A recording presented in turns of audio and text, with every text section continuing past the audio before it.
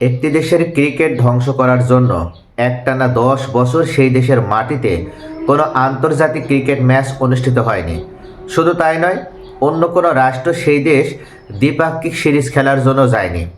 অথচ সেই দেশের ক্রিকেটকে রক্ষা করার জন্য, সেই দেশের ক্রিকেটকে বাঁচানোর জন্য বাংলাদেশ দীর্ঘ 10 বছর পর সেই দেশ সফর করেছিল এবং তাদের ক্রিকেটকে আবার পুনরুজ্জীবিত করেছিল। সেই দেশটি হচ্ছে পাকিস্তান। অথচ বাংলাদেশের পাশে এই বিপদের দিনে আমরা দেখতে পাচ্ছি পাকিস্তান বাংলাদেশের পাশে কিন্তু সেইভাবে তারা দাঁড়াচ্ছে না। বিভিন্নভাবে বিবৃতি প্রদান করছে, বাংলাদেশকে উস্কে দিয়ে তারা ইতিমধ্যে এই বিশ্বকাপ বয়কট করাতেও সক্ষম হয়েছে। কিন্তু বাংলাদেশের পাশে দাঁড়িয়ে আপন ভাইয়ের মতন, প্রকৃত বন্ধুর মতন যে ভূমিকা পালন করার কথা ছিল পাকিস্তানের, তারা কি শেষ পর্যন্ত সেই ভূমিকাটা পালন করতে পেরেছে? পারেনি। গতকাল পর্যন্ত তারা আলটিমেটাম দিয়েছিল যে তাদের প্রধানমন্ত্রী শাহবাজ শরীফ উনি এই মুহূর্তে দেশে নাই, তাই আলোচনা করা যাচ্ছে না এবং ফাইনালি তারা কোনো ডিসিশন নিতে পারছে না এবং প্রধানমন্ত্রীর সাথে আলোচনা শেষে তারা ফাইনাল ডিসিশন জানাবে। গতকাল বৈঠক করা হলো, পিসিবি প্রধান মহসিন নাকভি রুদ্ধদ্বার একটা বৈঠক করলেন প্রধানমন্ত্রী শাহবাজ শরীফের সাথে। কিন্তু বৈঠক শেষে কি হলো? বাংলাদেশের সামনে সেই মূলা ঝুলিয়ে রাখলো। তারা আবার বাংলাদেশকে মূলা ঝুলিয়ে দিল এবং এমনভাবে বাংলাদেশকে তারা আশান্বিত করে রাখলো যেন বাংলাদেশ অনুধাবন করতে পারে যে পাকিস্তান হয়তো শেষ পর্যন্ত তাদের সাথে বিশ্বকাপ বয়কট করতে যাচ্ছে। কিন্তু বাস্তবতা আমরা যদি দেখি, তাহলে এই সিদ্ধান্ত নেওয়ার জন্য পাকিস্তানের এত দেরি হওয়ার কথা নয়। পাকিস্তান চাইলে গতকালই তারা ফাইনালি ডিসিশন নিতে পারত যে না, বাংলাদেশের সাথে অন্যায় হয়েছে, বাংলাদেশের সাথে অবিচার করা হয়েছে, আর এর ফলশ্রুতিতে পাকিস্তান এই বিশ্বকাপ বয়কট করবে বাংলাদেশের প্রতি তাদের সহমর্মিতা জানানোর জন্য। কিন্তু পাকিস্তান সেটা করলো না। তারা উল্লেখ করলো তারা ফাইনালি ডিসিশন নেবে এবং সেটা 31 জানুয়ারি অথবা 1 ফেব্রুয়ারির মধ্যে। বাংলাদেশকে এই বিষয়টা বোঝে না।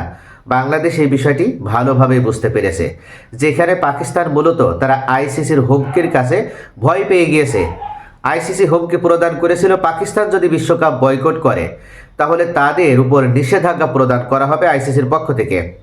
এমনকি তাদের যে ঘরোয়া cricket league Pakistan super league, সেখানেও কোনো বিদেশিদের এনওসি প্রদান করা হবে না। শুধু তাই নয়, পাকিস্তানের সাথে অন্য কোনো রাষ্ট্র যারা দ্বিপাক্ষিক সিরিজ খেলতে না পারে সেক্ষেত্রেও নিষেধাজ্ঞা প্রদান করবে। এমনকি এশিয়া কাপ থেকেও পাকিস্তানকে বয়কট করা হবে। এই হুমকি পাওয়ার পরে কিন্তু পাকিস্তান নমনীয় হতে শুরু করে। তা না হলে পাকিস্তান এক প্রকার ডিসিশন নিয়েছিল বাংলাদেশের জুলুমের প্রতিবাদে তারাও এই বিশ্বকাপ বয়কট করবে। অথচ গতকাল এই ডিসিশনটা তারা না জানে এই আরও 1 সপ্তাহ বা আরও 4 থেকে 5 দিন অপেক্ষায় রাখার অর্থ হচ্ছে তারা ডিসিশন নিতে পারেনি বা তারা বাংলাদেশের প্রতি সহমর্মিতা জানাতে পারেনি। তারা বিশ্বকাপ খেলবে এবং এটা ইতোমধ্যে শতভাগ নিশ্চিত হয়ে গিয়েছে আমরা। কিন্তু এই তালবাহানার কারণটা কি? এটা পাকিস্তান না করলেও পারত। আমাদের পাশে দাঁড়াবে এটা পাকিস্তান না বললেও পারত। শেষ পর্যন্ত যেহেতু পাকিস্তান বিশ্বকাপে যাচ্ছেই, তাহলে এত নাটকেরও কোনো প্রয়োজন ছিল না। আমরা দেখেছি মহসিন নাকভি যেদিন পাকিস্তান আইসিসি সরাসরি বাংলাদেশকে বয়কট করে দিল, সেদিন মহসিন নাকভি উল্লেখ করেছিল বাংলাদেশের প্রতি যে অবিচার করা হয়েছে এটা যেন অন্য কোনো রাষ্ট্রের সাথে আর না হয়।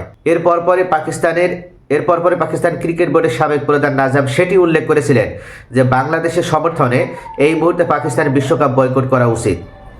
শুধু তাই নয়, সাবেক অধিনায়ক রাশিদ লাতিফ উল্লেখ করেছিলেন যে ভারত যেভাবে ষড়যন্ত্র করে এবং টাকার খেলা খেলিয়ে দালালি করে আইসিসিকে যেভাবে বাধ্য করেছে বাংলাদেশকে বিশ্বকাপ থেকে বাদ দিতে, তাই পাকিস্তানের উচিত হবে বাংলাদেশের সাথে সহমর্মিতা জানানোর মাধ্যমে এই বিশ্বকাপ বয়কট করা। একের পর এক সকলেই কিন্তু তাদের ক্ষুব্ধ প্রতিক্রিয়া ব্যক্ত করেছিল। এমনকি ক্রিকেটারদের সাথে যারা এই বিশ্বকাপে অংশ নেবে তাদের সাথে খোদ পিসিবি প্রধান মহসিন নাকভি তিনি বৈঠক করেছিলেন এবং সেখানেও একজনও কিন্তু অসম্মতি জানায়নি। বাবর, রিজওয়ান, শাহিন শাহ আফ্রিদি, সালমান আলী আঘা তারা সকলেই সম্মতি জানিয়েছিল যে হ্যাঁ, বিশ্বকাপ বয়কট করা উচিত এবং বিশ্বকাপ বয়কট করলে তাদের সমর্থন রয়েছে। তাহলে কিসের ভয়ে পাকিস্তান পিছিয়ে গেল? কেন পাকিস্তান এই সিদ্ধান্ত নিতে আরো এক সপ্তাহ অপেক্ষায় রাখছে আমাদেরকে? এই এক সপ্তাহের ভিতরে যে মিরাকেল কিছু ঘটে যাবে তা কিন্তু নয়।